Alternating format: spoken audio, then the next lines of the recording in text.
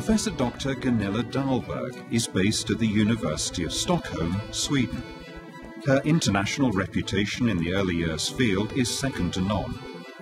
She's working on research projects with teachers, parents and children in the preschools of Reggio Emilia, Italy, and develops early years policy in Sweden.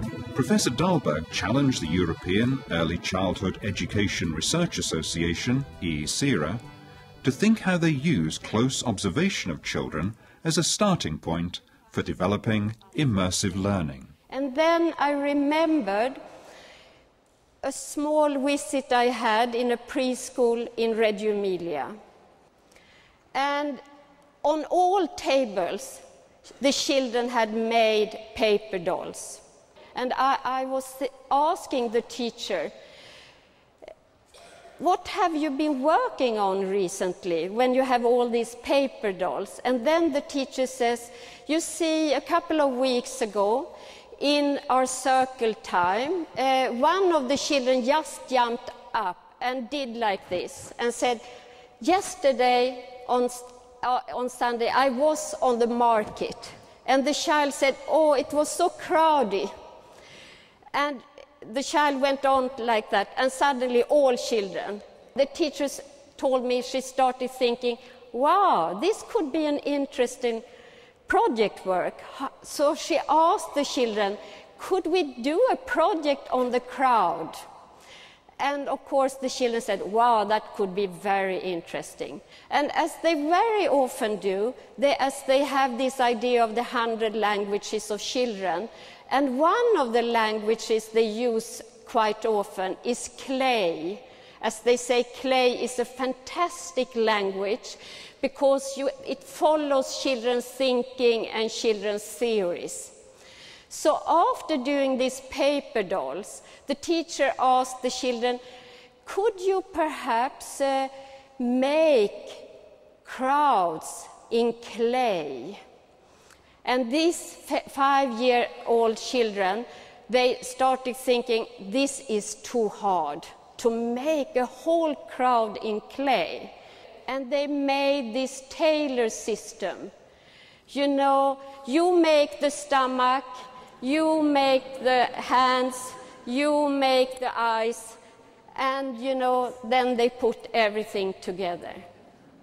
I think that here we have what we talk about, the competent child. And you know, when I'm thinking of this, do we really listen to children's theories and thinking? And do we really listen to the unexpected?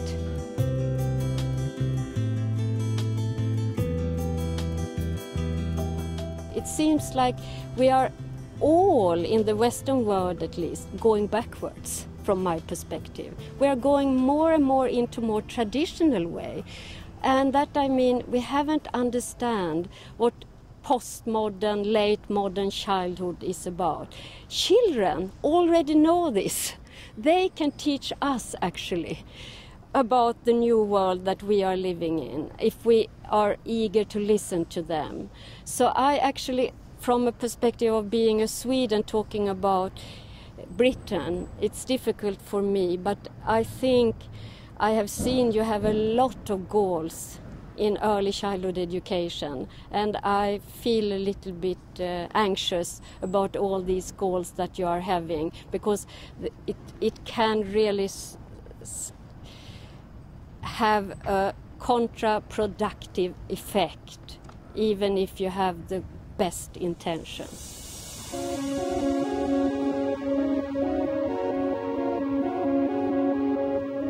Gunilla Dahlberg has certainly challenged me on my understanding of child development, and I do think the Europeans have a lot to tell us about early childhood, and I think they have a different view of early childhood to us.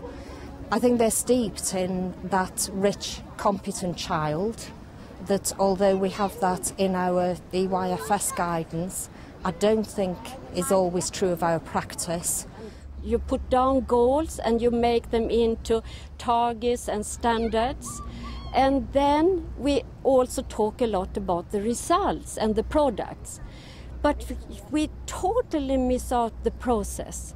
And from the perspective of learning, I would say all theories today would say that the learning process is the main thing, that you need to know how children's learning strategies look like. Otherwise you won't be able to make change happen in a deeper level.